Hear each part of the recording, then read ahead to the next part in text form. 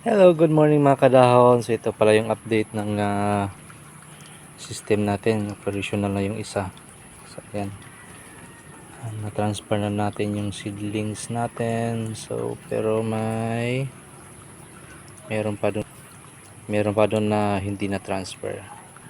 Yan, isang tray na lang. Tapos tatanim ulit tayo, pupunla ulit tayo ng seeds mamaya.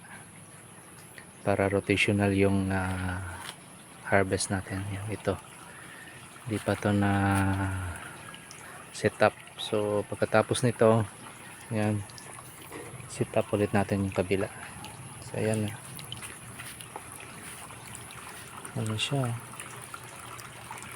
So 15 days.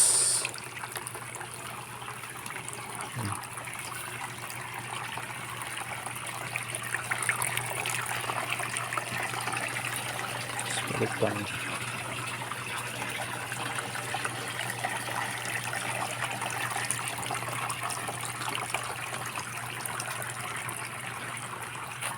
Ayan muna mga kadahon. God bless sa lahat.